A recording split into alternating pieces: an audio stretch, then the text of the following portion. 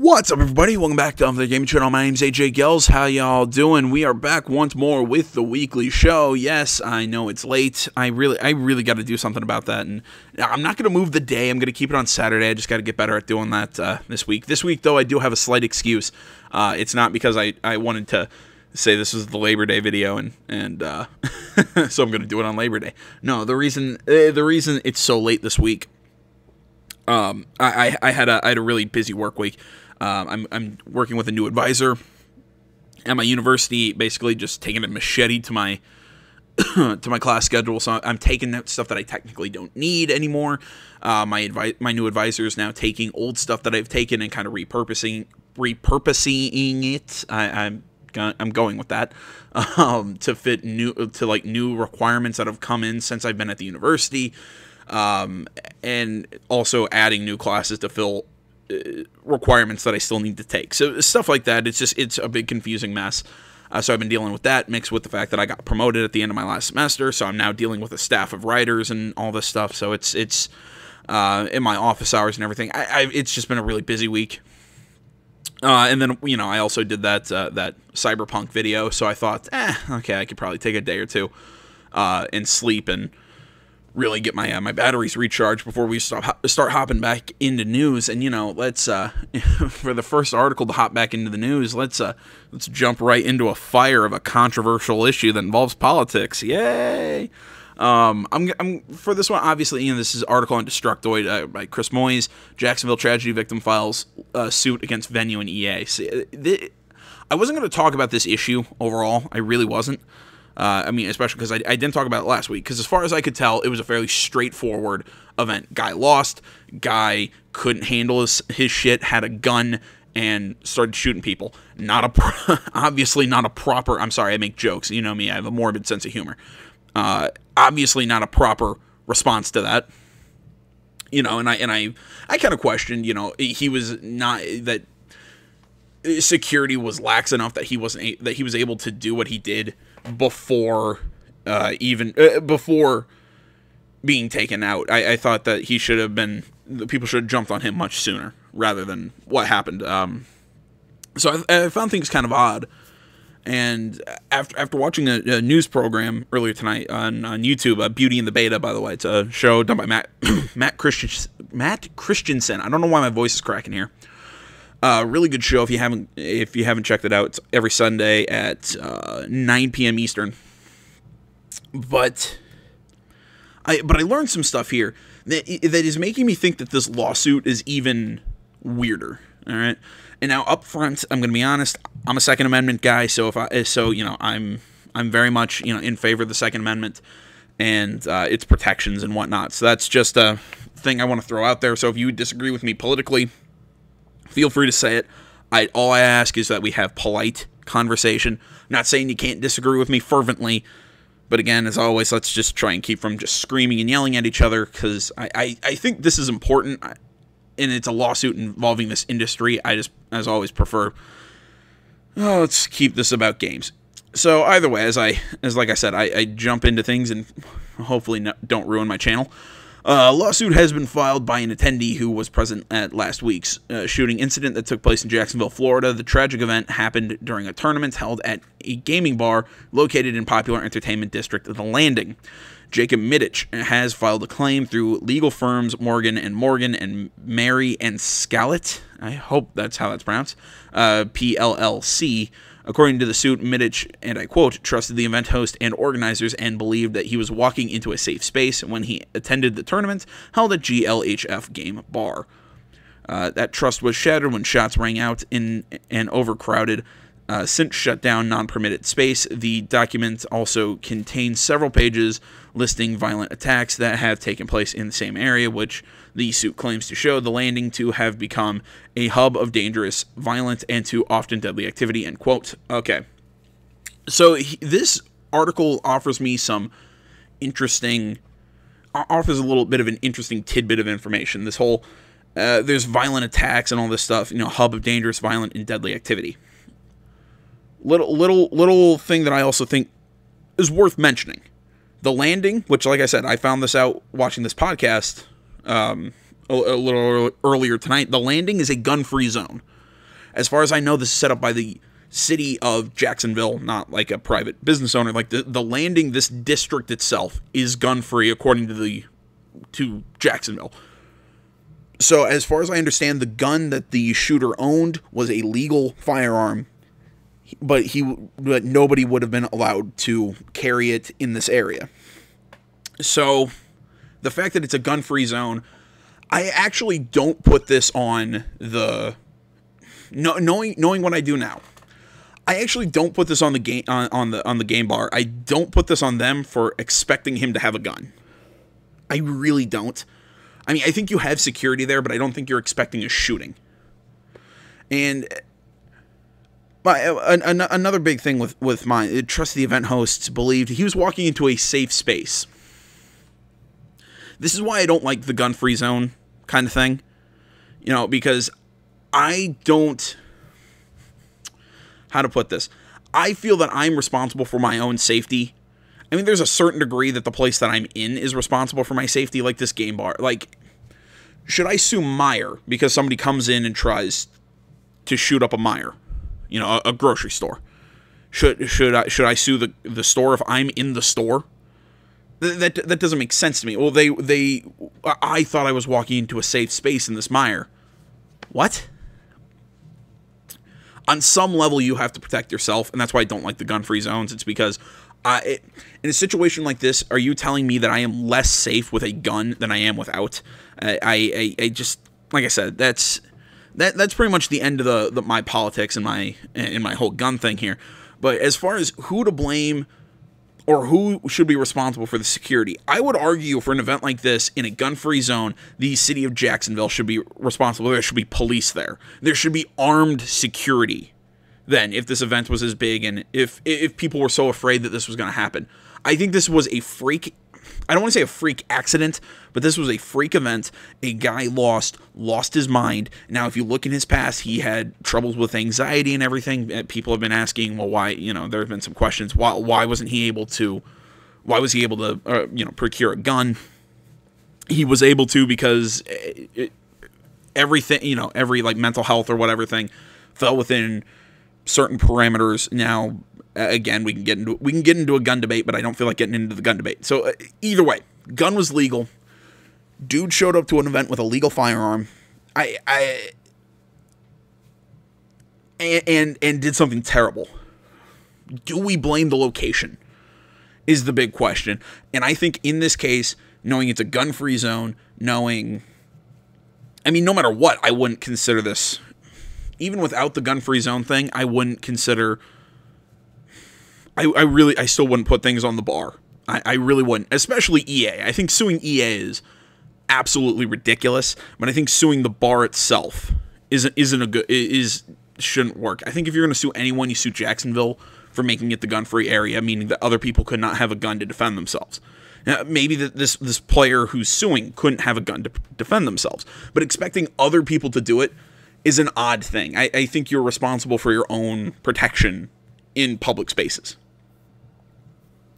You know, I have a big problem with, maybe it's just how this is worded, but believing that but never believe that you're truly walking into a safe space. I mean, always keep an eye on what's around you. I don't trust people generally. Granted, I'm a cynic, but yeah, I mean, yeah, I think this is frivolous.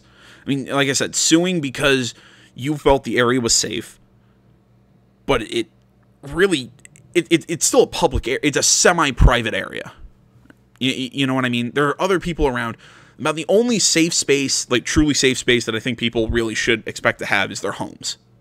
Beyond that, you have to understand that there's some level of danger. And now whatever the percentages are, this one just happened to roll the dice snake eyes. It was terrible what happened, but... And this doesn't even fall into under, like, the kind of, you know, like, the hub of dangerous and violent, too often deadly activity. Well, okay, well, what kind of violent attacks and how many people have been murdered around the landing begs the question of how many people, when you say, too often deadly activity, well, that makes it sound like there's been quite a bit of murders. Which would then beg the question, why are you holding it in this area then if it's that bad? violent attacks and hubs of, of violent attacks or whatever. Well, I mean, that could be just any city or any large metropolitan area. I see this as this was a freak accident that you are expecting them to be ready for the freak accidents because you're there. That's just weird to me. I don't get it. I think this is a frivolous lawsuit. I hope in that grouping of rambling that it makes sense why I'm saying this. It's just I don't think that the bar itself is responsible for your safety. And again, this person, as far as I can tell, wasn't injured or in any way, shape, or form. This is like psychological. Well, I was in the area, which makes even less sense to me. Again, going back to like I'm in the grocery store, a guy comes in, shoots up a different portion of the grocery store, or even in the area that I am in, and I sue the grocery store. That doesn't make sense to me because our grocery store, then you have to make it a law that the grocery stores have to have armed security. To wit, then you can say that they were negligent. That's basically what this comes down to. Is he's trying to say that the venue was negligent, but I don't see it. I don't see how they were negligent. I think this, again, I'm going to go back to this. I think this was a freak event that I don't think they could have they probably could have accounted for, but I don't think anybody thought that this was going to happen in a Madden tournament. All right, let's move on. The 8-count lawsuit seeks a jury trial and unspecified damages from defendants, including Madden publisher Electronic Arts and the GLHF venue. And I quote, "We are bringing this lawsuit to hold those responsible accountable. Continues to the complaint to ensure that gamers like Middich are able to get together to pursue their passion without having to fear for their lives." End quote. And see, and again, this is what I'm talking about. This is what I'm talking about where I think this is completely frivolous.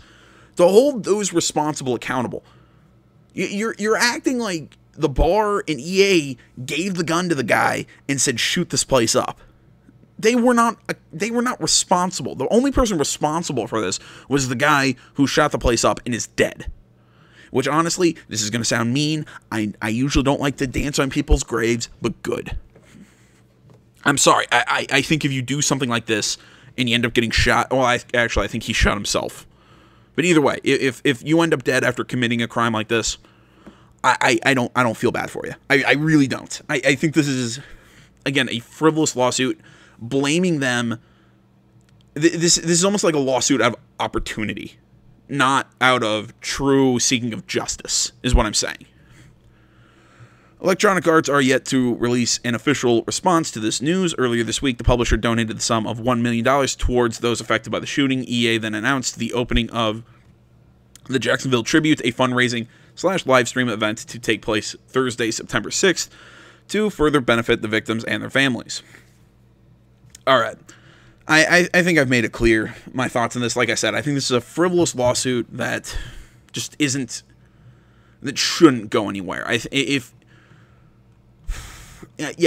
think blaming the venue and blaming EA is just, that's absolutely ridiculous. All right, we're gonna move on to the next article, but I gotta take a quick break. It's really humid in my room. I gotta find my inhaler.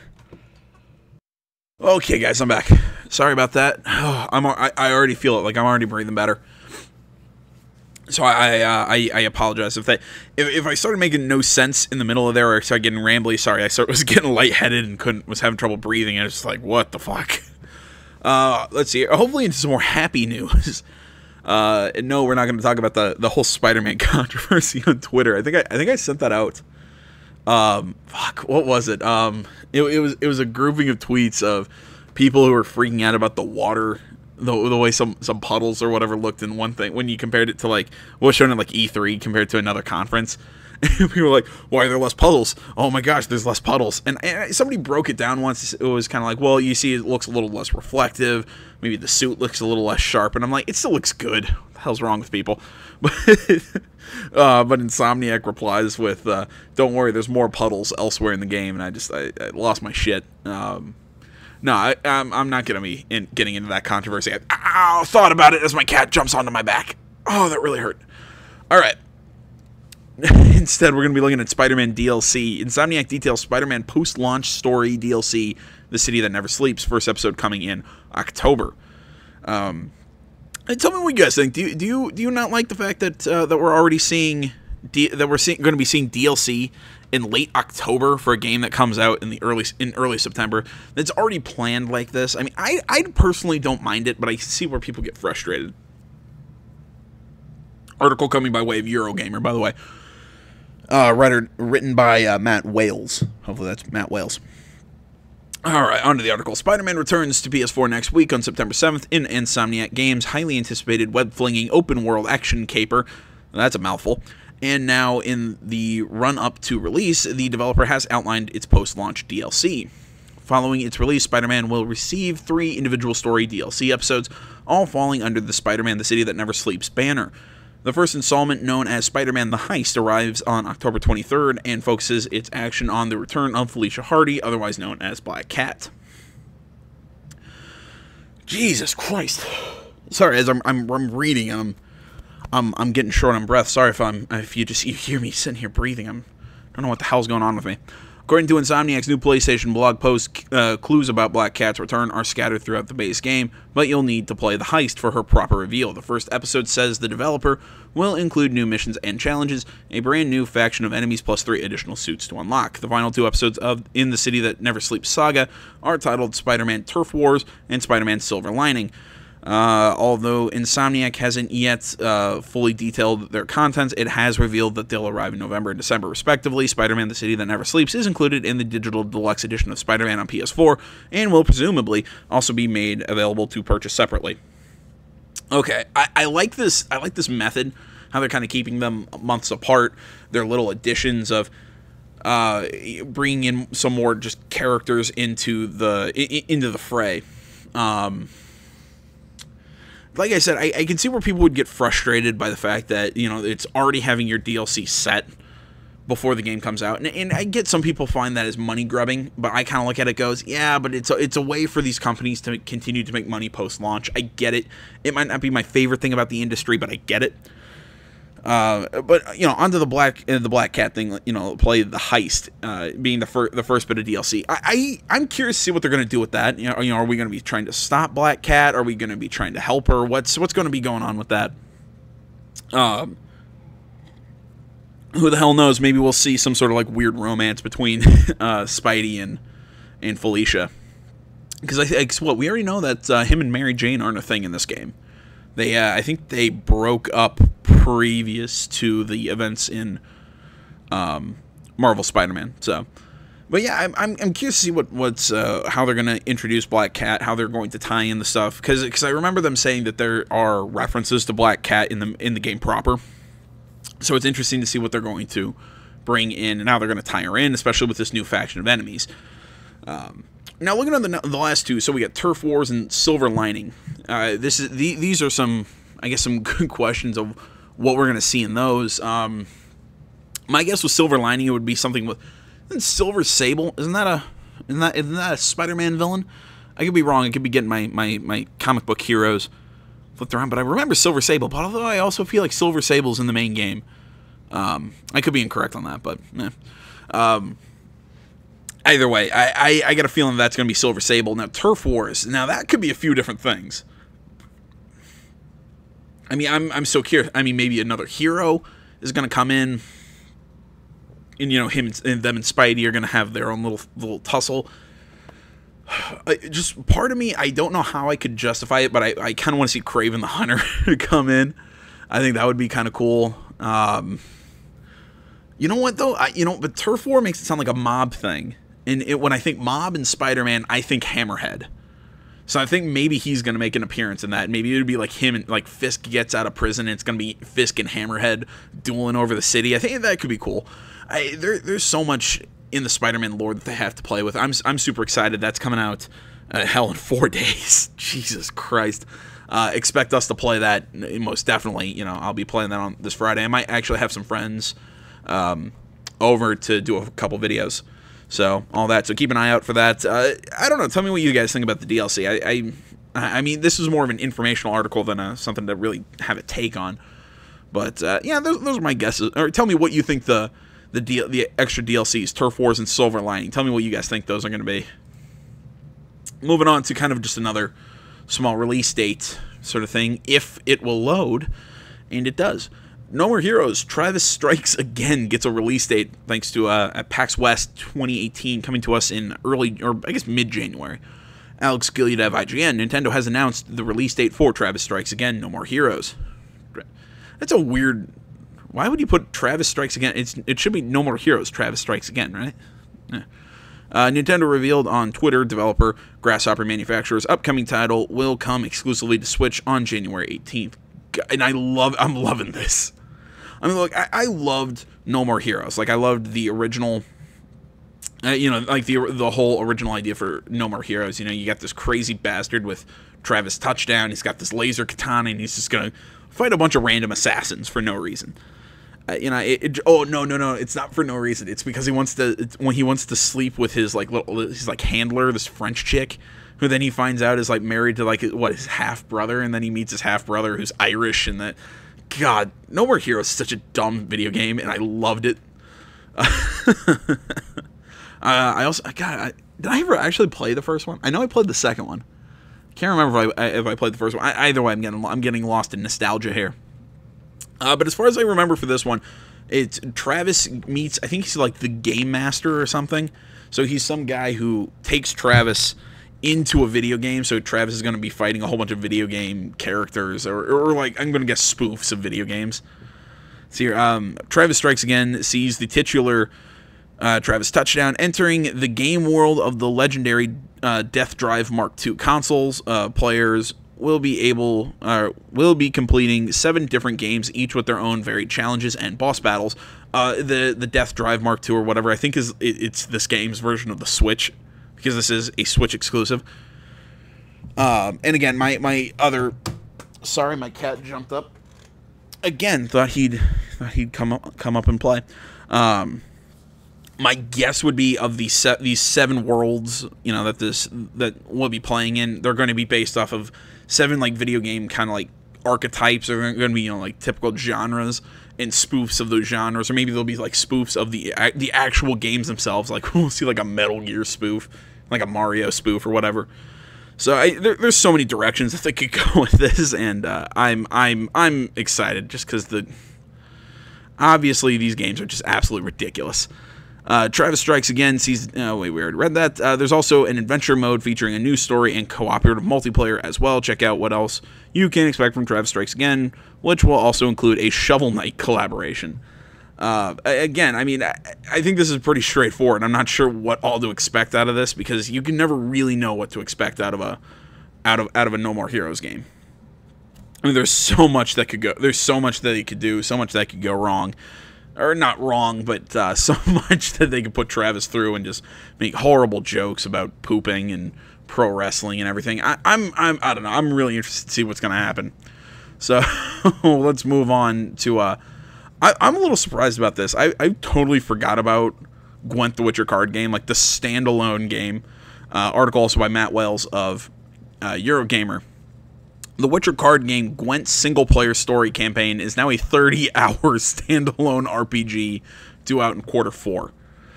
So here, CD Projekt has revealed that Thronebreaker, its long-in-development single-player story campaign for the Witcher-themed free-to-play collectible card game Gwent, has evolved into a 30-hour RPG and will now be sold as a standalone title. Thronebreaker, which was previously said to focus on Mever, a war veteran queen who embarks on a dark journey of destruction and rage, was initially expected to launch at the end of 2017. However, last November, CD Projekt Red announced a delay into 2018, citing the story campaign's increased scope and the extended development time. A brief update in April suggested that Thronebreaker was still at least 6 months away from release. Sorry that my mouse is acting like it's on crack. Cat, do I need to shove you in the bathroom again? I hit him in there last time because he's being mean.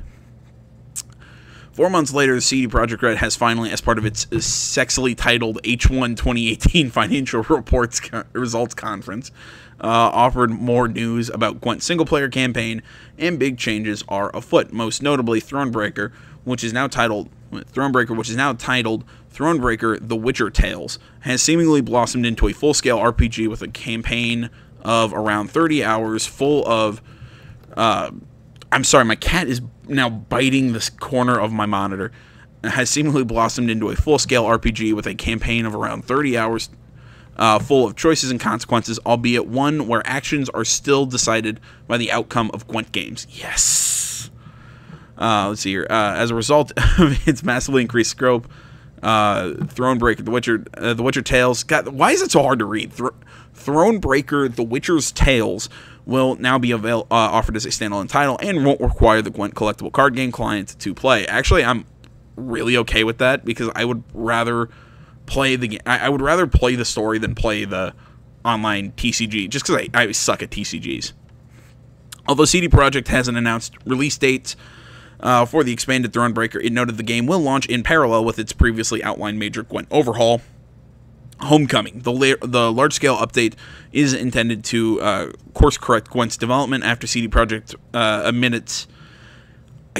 after CD Projekt's admittance that it, and I quote, lost sight of what was unique and fun about the game and is now scheduled to arrive in Q4 this year. Thronebreaker, The Witcher's Tale will launch on the same platforms as Gwent, so expect to see it on PC, PlayStation 4, and Xbox One. You know, I'd like to see it come to the Switch. I think that would be a really cool place for it. I think that's a good idea. I had some problems with Gwent when I played it in the betas. It was fun, you know. I mean, it's just I think it lost something that it had in the Witcher 3, because when I was playing it as just the standalone TCG, it felt I was getting a God, I'm trying to think, kind of like Hearthstone. I really don't like Hearthstone, and it was just giving me that vibe. Like all these new TCGs now that are coming out feel like Hearthstone. I just can't get into it. All right, we're gonna move on to the next article. Everything's going wrong here. I can't breathe. My cat's being a dick, and just so much is going wrong in this video. I'm gonna move on, but real quick before we keep playing, I gotta move my cat. All right, now hopefully he won't come back until we're done. I love that little guy, but he's getting really irritating. All right, this article coming by way of IGN right now. Battlefield 5 has been delayed by a month. Article Matt Davidson. EA has announced that Battlefield 5, originally due for release on October 19th, has had its release date pushed back a month and will now release November 20th. Now, before we really get into this as of the why, I think just flat out, if you wouldn't have told me why you delayed the game, I would have already told you that this was a good choice. Just because everything we've seen of Battlefield 5 so far, the controversies, the people just flat out, and the controversies, Soderlund pissing people off, already your pre-orders are down, and then you have its poor spot in the release schedule, and I'll show you what I mean. I had this queued up. This is what I use to kind of track my track my release dates for everything. Let's take a look at October. So we got Horizon 4 at the start of the month. Who gives a shit? Sorry to people who really like Forza Horizon. I'm always honest. I don't care. So we got Assassin's Creed Odyssey early in the month. That's really early in the month for that game. Sorry, AJ, back on track. Call of Duty Black Ops 4 on the 12th. Then you would have had Battlefield 5 on the 19th. And then the one nobody wants to be around right here. Big old Red Dead Redemption 2. I mean, Call of Cthulhu is really interesting too, but that's, again, for what we're talking about. It's in between its big shooter competitor in Call of Duty, although I think this Black Ops, again, not offering a story might hurt it a little bit, might not, I don't know. All I know is I'm not playing it. Battlefield 5, which I would play, but coming in between the other big shooter competitor and around a Red Dead Redemption 2, and I think there's got to be some overlap between gamers for both of those. I think coming out between those might have been a poor choice. So I think putting it back into November, where, let's see, what's its biggest competitor in November? Fallout 76? Even then, I don't think that game's going to have a whole hell of a lot of love. Hitman 2, again, I think that one's going to be for that one's going to be for specific people. Overkill's The Walking Dead, I don't think is that massive. The Spyro trilogy, meh. And Darksiders 3. I mean, I think putting it in November is a much smarter decision than leaving it right there in the middle of October and letting it just get eaten alive by Call of Duty and Red Dead. The news comes from Oscar Gabrielson, general manager of developer DICE, in a blog post on EA's website. He seems to point to player feedback as being the primary reason for the delay, thinking the tens of thousands of players who have played both during closed alphas or in demo booths at events such as E3 and Gamescom, and highlights some positive feedback around weapons handling and player movement. God damn, again, I'm sorry, I'm trying to catch my breath here. It seems that the core gameplay is the sticking point, with Gabrielson pointing in particular to gameplay tempo as well as soldier visibility and player friction. Well, what the hell is player friction? While he doesn't go into any details around the specifics of the feedback, he does state that players will seek improvements in these areas in the game's upcoming open beta, which kicks off on September 6th or September 4th for pre-orders or members of Origin Access Premier, Origin Access Basic, or EA Access. The post reaffirms, however, that EA and DICE have settled on a later launch date to get it right, as well as core gameplay. It seems that there are some concerns that the current build doesn't fully deliver on the potential of Tides of War, a live service intended to replace the previous system of premium passes and expansion packs, with an evolving journey that will grow over time. Following the game's open beta on September 6th, Battlefield 5 will now release November 20th for PC, PS4, and Xbox One. For more on the game, take blah, blah, blah, blah, all that stuff. Yeah, again, I get it. You want to make sure that your gameplay's right. You want to make sure all that stuff works. But again, I think you're... I don't like the whole live service model. I keep thinking all that stuff's really stupid. But all in all, I think this is... I'm trying to think how to phrase this. They're saying that this is for time to make the game better. I get that. Great. But you also have to look at it. This is a much better release slot for them than where they were previously. That's what I'm saying. All right, moving on to our final article. Hopefully it'll load and my cat will stop. He's behind my monitor again, being an asshole. Microsoft is interested in acquiring even more new studios. Article Adam Bankhurst of IGN. Microsoft isn't done acquiring studios, and according to Matt Booty, head of Microsoft Studios, they have interest in developers that are capable of bringing, and I quote, content that is a little different to what our big AAA franchises can deliver, end quote. For the good love of God, bring in more big AAA studios. Stop focusing on all this little indie crap. Look, I keep saying this. EA has plenty of really cool IPs that apparently that we're just not seeing anything of. It's got Alan Wake. Where's our next Alan Wake game? It's got, excuse me, I mean, it's got Fable. Where the hell is this new Fable that is supposedly in the works? I mean, we're not seeing anything of it. Granted, Alan Wake is just something that I keep complaining about because I want Alan Wake. But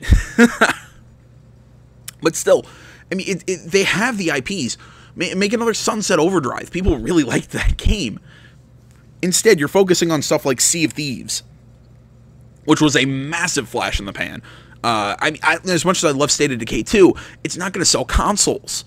What you're looking for here isn't going to sell consoles. Your big AAA titles will. I mean, what? The only two that you've got left are Halo and Gears. I mean, for the good love of God, man, I just go back to some of your big AAA franchises and make more of them. Come on, get some AAA work out there. I mean, it's like look at what Sony's got going for them. I mean, they have so many studios working on so many great projects. And I'm not so much on the whole that... I'm trying to think how to express this. I'm not so much in the camp that exclusives are the only thing that sell consoles. But god damn, they sure help. And I think that's been one of Microsoft's biggest sticking points. And that they just not had the exclusives this generation, mixed with the fact that their console itself has a terrible UI compared to the PlayStation. It's just... It's not...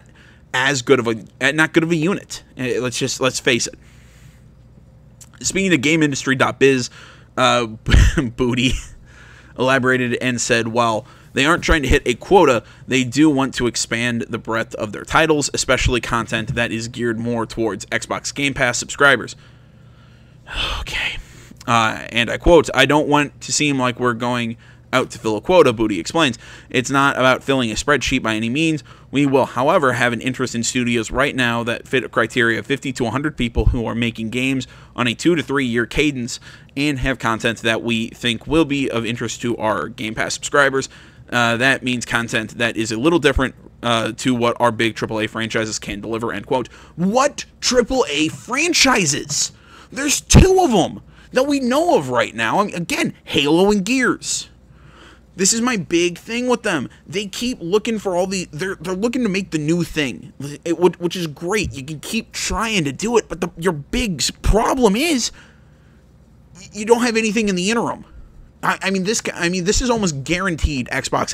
I think it's already been guaranteed, but I mean, this keeps putting nails in the coffin that Microsoft's going to lose this console generation. They've been absolutely steamrolled, and it's going to keep happening. Stuff like Game Pass isn't going to just make things better. And I quote, "One of the fantastic things about Game Pass," he concludes, "is that it can support different kinds of content," end quote. The conversation goes further into Microsoft's other recent acquired studios, and one of the questions posed at Booty was, and I quote, "Why Ninja Theory," end quote. Actually, that was a good acquisition after what Ninja Theory was able to do with Senua. Look, okay, I'll throw them a bone here. If they can do stuff like Senua, okay, I'll give you that. If they can do Senua, like games like Senua's Sacrifice, and pump out like not AAA stuff, but like AAA light stuff of that quality, okay, I'll give it to them then. But if they can't keep pumping out stuff like that, they're gonna keep pumping out again like Sea of Thieves. Nah, you're screwed. Here, and I quote, "We started looking at studios that are built around creative leads and people, and amazing. God, I can't read. And amazing things about Ninja Theory is that it is very clear that the studio orbits around ideas and creativity, and the characters, storytelling, and settings really come first for them. That just meshes really well with our desire to provide our players, especially those in Game Pass, with content that is new, unique, has variety." I'm sorry. God damn it, stupid cat. I'm sorry. I'm really trying to focus here and give you guys something here. God damn. "With content that is new, unique, has variety, and sits outside the stuff we are doing with our bigger franchises," end quote. Again, I've been ranting on it this entire article. What AAA content? He also discusses how he will be visiting Ninja Theory in the near future, and that he, and I quote, "was thinking about how the cliche would be shown up and say something like, 'Welcome to the family,' but I don't know if that sends the right message. It's not our intention to pull these studios in and start putting Xbox posters up everywhere.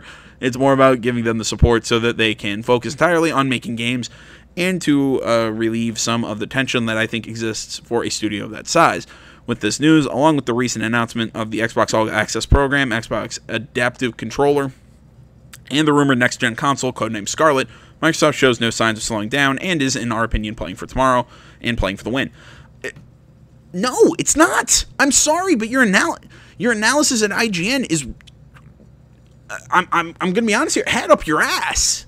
If you think they're playing for the win and playing for the future, they're making gambles on small games like only if you're like some artsy an artsy game journo are you going to think, "Oh, they're doing phenomenally." No, these are not games that will sell consoles. That is their biggest problem. And again, I still think that already planning. Look, make plans for the next console generation, fine, but already putting all your eggs in that basket right now is a bad plan, because I still don't see next-gen consoles until 2021, 2022. 2020 at the earliest. But I think it's just a bad plan. All right, I've made my thoughts clear. My cat is really starting to piss me off now. He will not sit still. I gotta end this one, guys. I'm sorry. I know this has been a shit video, as he just knocks my headset off my desk. It's been a shit video. I'm out of breath. I'm tired. My cat's pissing me off. Thanks for watching. Facebook, Twitter, the website, minds.com. Links, all that stuff is down in the description below. Like, comment, not already. Please subscribe to the channel. Stay tuned more next time. Until then, my name's AJ Gels. This is the Untitled Gaming Channel. I'm out.